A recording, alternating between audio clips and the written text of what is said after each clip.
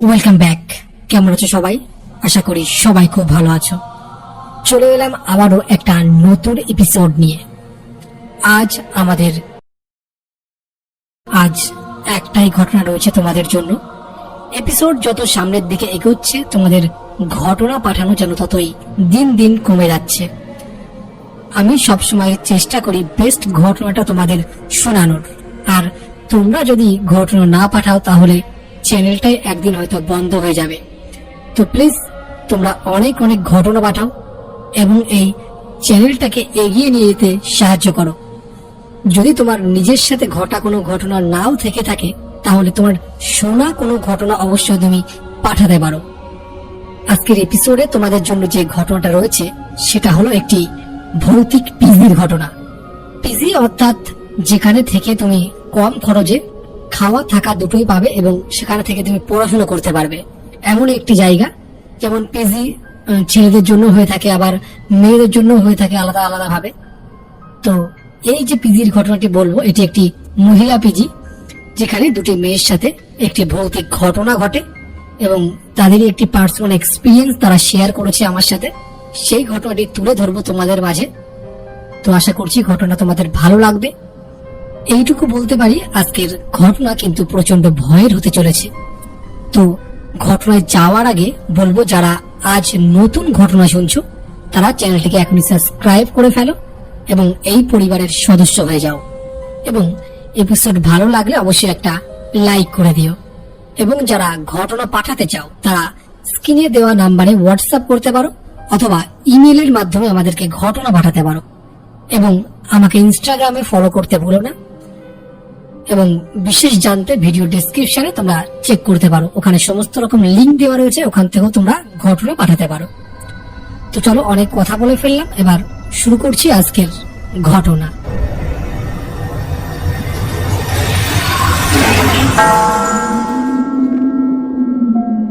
ঘটনা পাঠিয়েছেন রিমা মালাকার, বিষ্ণুপুর থেকে।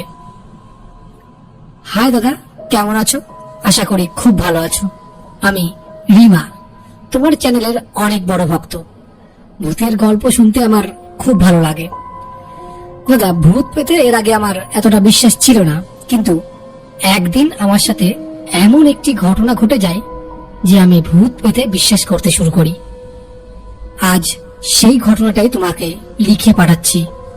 ঘটনাটি ঘটে 2014 সালে আমার নিজের সাথে। ঘটনাটি ঘটেছিল কলকাতায়। দাদা, ঘটনাটা আমি একটু প্রথম থেকেই বলি। 2014 সালে আমি গ্র্যাজুয়েশন কমপ্লিট করি। তারপর আমার ব্যাংকিং নিয়ে পড়াশোনার খুব ইচ্ছা ছিল এবং আমি বাড়িতে বলি যে আমি কলকাতায় থেকে পড়াশোনা করতে চাই। বাবা আমায় প্রচন্ড ভালোবাসে, বাবা মা দুজনেই রাজি হয়ে যায়, কিন্তু আমার দাদু এবং ঠাকুমা রাজি হননি। তাদের অমতেই আমি বাবার সাথে কলকাতায় আসি। বাবা আমাকে একটা প্রাইভেট ইনস্টিটিউটে ভর্তি করে দেয় এবং ওখানে কোনো থাকার ব্যবস্থা ছিল না। তো আমি বাবাকে বলি যে আমি একটা পিজিতে থাকতে চাই, কারণ হোস্টেলের থেকে পিজিতে অনেক ভালো সুবিধা পাওয়া যায়। তো আমি আমার ইনস্টিটিউট থেকে 5 কিলোমিটার দূরে একটা পিজির সন্ধান পাই এবং আমি আর বাবা ওখানে যাই এবং আমরা দেখি একটা বড় বিল্ডিং রয়েছে। নিচের তলার বিল্ডিং এ অনার যে উনি থাকেন এবং উপরের তলার 5টা রুম ভাড়া দেওয়া রয়েছে পিজি রূপে। সম্পূর্ণ বিল্ডিংটা মেয়েরাই থাকে, ছেলেদের কোনো অ্যালাউ নেই। ওখানে বিভিন্ন রকমের স্টুডেন্টরা থেকে পড়াশোনা করে। ওখানে ইঞ্জিনিয়ারিং স্টুডেন্ট, লয়ের স্টুডেন্ট এবং আর্ট কলেজের স্টুডেন্টও ছিল। তো ওখানে 10 জন মেয়ের বেশি কেউ ওখানে থাকতে পারবে না, কারণ প্রত্যেকটা রুমে 2টো করে বেড। আমরা যখন অনারের সাথে কথা বলছিলাম, উনি বলেন যে আজই একটা মেয়ে চলে যাচ্ছে, তাই তুমি এই রুমটা পেয়ে গেলে, না হলে তোমায় রুম দিতে পারতাম না। বাবা আমাকে রেখে অ্যাডভান্স কিছু পেমেন্ট করে দিয়ে পুনরায় গ্রামে ফিরে যাই। আমাকে একটা রুম দেওয়া হয়। সেই রুমে আমার বেডিং পত্র নিয়ে আমি চলে যাই। এই প্রথমবার আমি আমার বাড়ি থেকে দূরে থাকতে চলেছিলাম। প্রথমে একটু নার্ভাস লাগছিল, তারপর ভাবলাম অনেক বন্ধু বান্ধব হয়ে যাবে, তখন আবার সব মন খারাপ চলে যাবে। তারপর গিয়ে রুমটায় দেখলাম রুমটা মোটামুটি বড়। ওখানে দুটো বেড রয়েছে এবং দুটো পড়ার টেবিল আছে এবং দুটো চেয়ার। আমি যখন রুমে যাই তখন রুমে কেউ ছিল না। শুধু রুমেই নয়, পুরো বিল্ডিং এ কেউ ছিল না, কারণ সবাই বিভিন্ন কাজে বেরিয়ে গেছে, কেউ কলেজে, কেউ তার নিজস্ব কাজে। সবাই সন্ধ্যার পর ফিরবে। তারপর আমি স্নান করে খাওয়া দাওয়া করে একটু রেস্ট নিচ্ছিলাম। সন্ধ্যার পর একে একে পাশের রুমের সব মেয়েরা ফিরে আসছিল, কিন্তু আমার রুমের যে পার্টনার রয়েছে সে তখনও ফেরেনি। পিজির মালিক আগে আমাকে বলে দিয়েছিল রাত 10:30টার পর কেউ আর পিজিতে ঢুকতে পারবে না, গেট বন্ধ হয়ে যাবে। আমার খুব একটা বন্ধু বান্ধব পছন্দ হয় না, তাও যে আমার রুম পার্টনার তার সাথে তো বন্ধুত্ব করতেই হবে। তা রাত 10টার সময় আমি নিচে খেতে গেলাম এবং ওখানে অন্যান্য মেয়েদের সাথে সব পরিচয় হলো। তারপর খাওয়া দাওয়া করে রুমে চলে এলাম। তখনও আমার রুমে কেউ আসেনি। আমি একটা বেডে গিয়ে শুয়ে পড়ি এবং যখন রাত 11টা বাজে তখন একটা মেয়ে আমার রুমে এলো এবং বলল, তুমি কি আজ নতুন এসছো? আমি বললাম, হ্যাঁ। তা তুমি এত দেরি করে ঢুকলে? শুনলাম এখানে নাকি রাত 10:30টার পরে আর ঢুকতে দেওয়া হয় না। তা ও বলল ওর নাম পূজা, ও অ্যাক্টিং শেখে এবং বিভিন্ন জায়গায় ওকে অডিশন দিতে যেতে হয় এবং ফিরতে মাঝে মধ্যে অনেক রাত হয়ে যায়। তাই ওর জন্য এটা ছাড় আছে এবং মালিককে বলা আছে এবং মালিক ওকে একটা এক্সট্রা চাবি দিয়ে রেখেছে, যেটার মাধ্যমে ও এখন ঢুকেছে এবং গতকাল থেকেই ও এখানে থাকতে শুরু করেছে। পরপর দুদিন দুটো মেয়ে চলে গেছে, তাদের পরিবর্তে আমরা এখানে থাকতে পারছি। পরদিন সবার রুমে গিয়ে সবার সাথে আলাপ করলাম। আমরা দুজন জানতে পারলাম আমরা দুজন বাদে সবাই এখানে ইঞ্জিনিয়ারিং এর স্টুডেন্ট। আমরা যেখানে ছিলাম ওখানকার বাথরুমটা এমন একটা জায়গায় ছিল, সিঁড়ি দিয়ে উঠে 3টে রুম পার করে তারপরে বাথরুম পড়ে এবং বাথরুমের পরে আবার দুটো রুম। তো ওই শেষের বাথরুমের পরের রুমটায় আমরা দুজন ছিলাম। আমি অনেক রাত জেগে পড়াশোনা করতাম আর পূজা এসে শুয়ে পড়তো এবং আমাদের পাশের রুমে ওরা তাড়াতাড়ি শুয়ে পড়তো আর অনেক ভোরে উঠে পড়াশোনা করতো। তো আমার পিজিতে যেদিন সেকেন্ড দিন, সেদিন রাত 2টো বাজে, তখনও আমি পড়ছি। তখন একটা শব্দ আমার কানে আসে যে বাথরুমের জল পড়ার একটা শব্দ হচ্ছে। যদি কোনো প্লাস্টিকের খালি বালতিতে জল ভরলে যেমন আওয়াজ হয় ঠিক তেমন একটা আওয়াজ হচ্ছিল। আমি ভাবলাম কেউ হয়তো বাথরুমে গেছে, তাই হয়তো এই আওয়াজটা হচ্ছে। কেউ গেলে তো 10 থেকে 15 মিনিট জলের আওয়াজটা হবে, তার বেশি তো নয়। কিন্তু ওই আওয়াজটা প্রায় 30 থেকে 40 মিনিট ধরে এক নাগাড়ে হয়ে চলেছে। আমি ভাবলাম এত সময় ধরে কে জল ভরছে। আমি আর ওদিকে কান না দিয়ে আমি পড়ায় মনোযোগ দিই এবং পরে গিয়ে আমি ঘুমিয়ে পড়ি। এইভাবে পরপর 2-3 দিন রেগুলার রাত 2টোর সময় এমন জল ভরার আওয়াজটা আমি পেতাম। তো পরদিন রাতে আমি বাথরুমে যাই ঠিক যখন ওই জল ভরার আওয়াজটা হচ্ছিল ঠিক তখন, এবং আমি উঠে যখন বাথরুমে যাচ্ছি তখনও কিন্তু আওয়াজটা হচ্ছে, এবং যখন আমি বাথরুমের দরজার বাইরে রয়েছি তখনও আমি শব্দটাকে স্পষ্ট শুনতে পারছি যে ভিতরে জল পড়ার শব্দ হচ্ছে।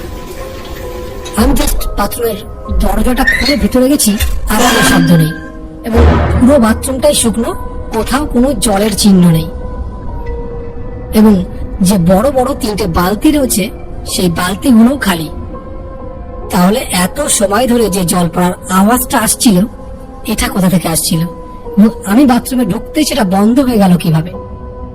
আমি এই 2 দিন ধরে এমনকি এই বাথরুমে ঢোকার আগেও কিন্তু জল পড়ার আওয়াজটাকে শুনতে পেরেছি, কিন্তু এখন দেখছি পুরো বাথরুমটাই শুকনো। ব্যাপারটা বেশ অবাক লাগলো আমার এবং আর ভাবলাম না ব্যাপারটা নিয়ে বেশি। পরের দিন পাশের রুমের মেয়েটাকে ব্যাপারটা বললাম। তারা যা বললো এটা শুনে আমি আরো অবাক হয়ে গেলাম। তারা বলল তারা দুজন সকালে সবার আগে ওঠে এবং প্রায় 4টের সময় তারা বাথরুমে যায়।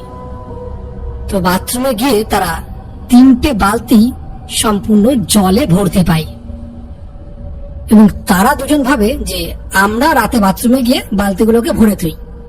এবং তখন আমি বললাম, না, আমরা জল কেন ভরবো। এবং তারপর আমি ঠিক করলাম যে এই ব্যাপারটা পিজির মালিককে জানাই। এবং আমি পিজির মালিকের সাথে কথা বললাম যে, কাকু, রোজ রাতে কি আপনি বাথরুমের বালতিগুলোকে ভরে রাখেন? উনি বললেন, না তো, জল তো ট্যাঙ্কিতে তোলাই থাকে, বালতি ভরার কি আছে।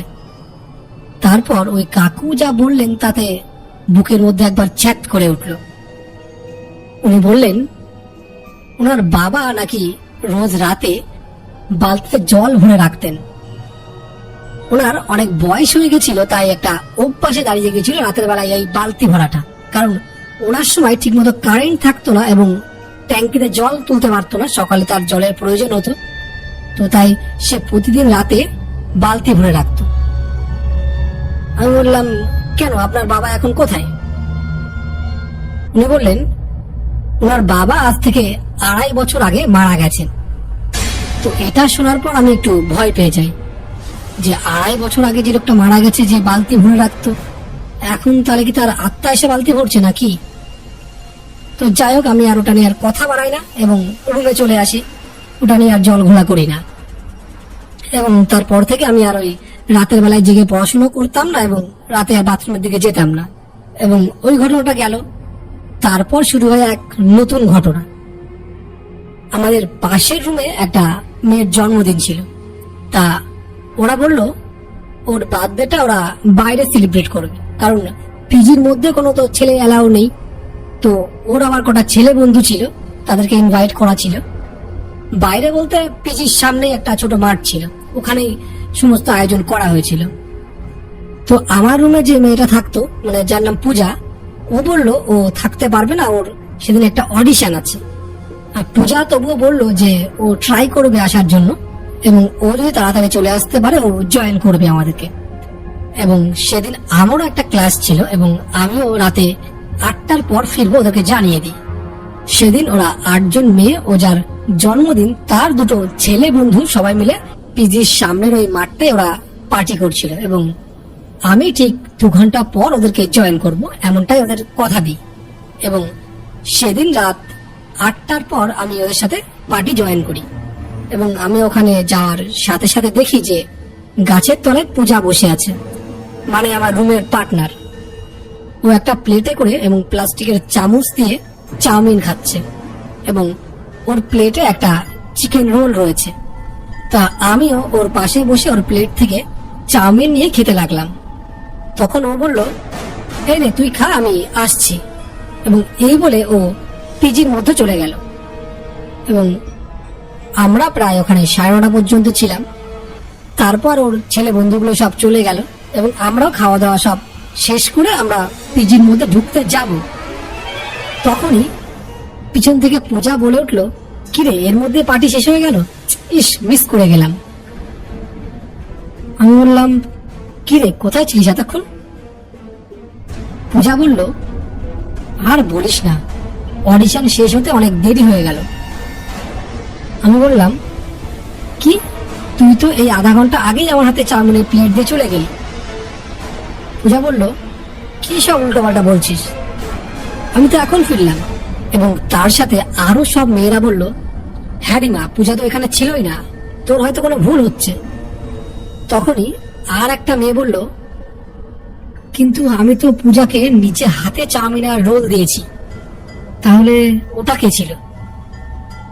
আমরা দুজনেই বলছি যে পূজা ওখানেই ছিল, কিন্তু পূজা নিজে এবং বাদ বাকি মেয়েরা বলছে না, পূজা ওখানে ছিল না, কেউ পূজাকে ওখানে দেখেনি, শুধু আমরা দুজনই দেখেছি।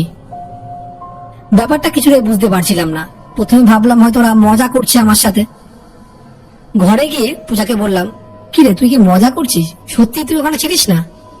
তখন পূজা কোনো কথা না বলে ওর বন্ধুকে ফোন করলো এবং ফোনটা স্পিকারে দিল। বন্ধুকে ডাইরেক্ট জিজ্ঞাসা করলো, এই, আমরা আজ কটার মেট্রো ফিরলাম রে? পূজার বন্ধু বার থেকে বলল, কেন, 8:30? পূজা বলল, ঠিক আছে, কাল কথা হচ্ছে, বলে ফোনটা কেটে দিল। এবং পূজা আমাকে বলল, এবার বিশ্বাস হলো তো? তারপর এই ব্যাপারটা নিয়ে আমি আর কিছু ভাবতে পারছিলাম না। জাস্ট যে এত বড় ভুল আমার কিভাবে হতে পারে। একটা মানুষের পাশে বসে তার প্লেট থেকে আমি চাউমিন খেলাম, সে প্লেটটা আমার হাতে দিয়ে চলে গেল এবং আধা ঘন্টা পরে সে বলছে সে ওখানে ছিলই না। এটা কি করে সম্ভব? এবং আমি একা ভুল করতে পারি, একসঙ্গে দুজন কিভাবে ভুল করতে পারে? যে ওকে চাউমিন দিয়েছে সে কিভাবে ভুলটা করতে পারে? আমি কিছু ভাবতে পারছিলাম না জাস্ট। তারপর রাতে গিয়ে ঘুমিয়ে পড়ি। হঠাৎ মাঝরাতে হাতে একটা জ্বলুনি অনুভব করে আমার ঘুমটা ভেঙে গেল। ঘুম থেকে উঠে দেখি আমার হাতে বেশ ডিপ ভাবে একটা নখের আঁচড় রয়েছে এবং সেখান থেকে রক্ত ঝরছে। পূজার দিকে তাকিয়ে দেখি পূজা অঘরে ঘুমোচ্ছে। তারপর আমি আমার হাতটাকে ধুয়ে একটু ড্রেসিং করে নিয়ে আবার শুয়ে পড়ি এবং তারপর রাতে আমি একটা ভয়ঙ্কর স্বপ্ন দেখি এবং আমি দেখি একটা মেয়ে আমার রুমে রাখা চেয়ারে বসে আছে এবং সে চেয়ার থেকে উঠে এসে আমার শরীরের বিভিন্ন জায়গায় তার মুখ দিয়ে জোরে জোরে আঁচড় মারছে এবং তার মুখটা স্পষ্ট নয়, কালো একটা ছায়া জাস্ট। এবং সকালে ঘুম থেকে উঠে দেখি স্বপ্নে আমি যেখানে যেখানে নখের আঁচড়টাকে অনুভব করেছিলাম ঠিক সেখানে সেখানেই নখের আঁচড় রয়েছে। তারপর পূজা ঘুম থেকে ওঠে এবং পূজা বলে ও নাকি রাতে একটা ভয়ানক স্বপ্ন দেখেছে। ওর স্বপ্নটা শুনে আমার পায়ের তলা থেকে জাস্ট মাটি সরে যায়, কারণ ও আর আমি একই সেম স্বপ্ন দেখেছিলাম এবং ওর দেহে বিভিন্ন জায়গায় নখের আঁচড় রয়েছে। দুজন মানুষ একই রাতে একই স্বপ্ন কিভাবে দেখা সম্ভব এটা আমি আজও বুঝতে পারলাম না এবং আমাদের সাথেই কেন এটা হলো সেটাও আমি বুঝতে পারলাম না। এবং পরদিন এই ব্যাপারটা আমি পিজির মালিককে বললাম যে এই রুমের মধ্যে এরকম স্বপ্ন দেখার পর আমাদের সাথে এই ঘটনা ঘটেছে। তো উনি বেশি কথা বাড়ালেন না, উনি ডাইরেক্টলি বললেন যে স্বপ্ন দেখে তোমাদের কি হয়েছে সেটা শুনে আমি কি করব বা আমি কি করতে পারি, এটা দেখ একটা স্বপ্ন এবং তোমরা হয়তো ভুল করে নিজেদের গায়ে আঁচড় দিয়েছো নিজেদের লোকেরই। এবং তখন আমরা বললাম যে আমরা দুজনে একই স্বপ্ন কি করে দেখতে পারি। তো উনি বললেন তোমাদের যদি কোনো সমস্যা থাকে তোমরা রুম ছেড়ে দিতে পারো, আমার কোনো আপত্তি নেই। তো আমরা বুঝতে পারলাম যে উনি কিছু লুকানোর চেষ্টা করছেন বা উনি কিছু গোপন করছেন আমাদের থেকে। তো আমরা টাকা ফেরত চাইনি, আমাদের অ্যাডভান্স পেমেন্ট ছিল। তা সত্ত্বেও আমরা রুমটা সেদিনই ছেড়ে দিয়ে চলে আসি এবং আমাদের আগেও কিন্তু দুটো মেয়ে রুম ছেড়ে চলে গেছিল। এটা আমাদের আগেই সন্দেহ হয়েছিল যে কোনো প্রবলেম হতে পারে। তো যাই হোক, ওখান থেকে রুম ছেড়ে আমরা অন্য জায়গায় নিয়ে নিই এবং ওখান থেকে আমাদের কাজ ভালোভাবে চলে যায়। তো তারপর থেকে আর কোনো সমস্যা আমাদের সাথে হয়নি। জানি না পরে অন্য কোনো মেয়ে ওখানে এসেছিল কিনা। তো এটা ছিল আমার সাথে ঘটা একটা ভৌতিক ঘটনা। ভালো লাগলে অবশ্যই পড়ে শুনিও। তো এটাই ছিল আজকের এপিসোডের ঘটনাটা কেমন লাগলো তোমাদের অবশ্যই একটা কমেন্ট করে জানিও এবং এপিসোড ভালো লাগলে একটা লাইক করে দিও। নতুন হলে সাবস্ক্রাইব করতে হলো না এবং বন্ধুদেরকে শেয়ার করতে হলো না। তো তোমরা এমনই ভালো ভালো সব ঘটনা পাঠাও। তো আজ এখানেই বিদায় নিচ্ছি, দেখা হচ্ছে পরের এপিসোডে আবার কোনো সত্যি ভৌতিক ঘটনা নিয়ে।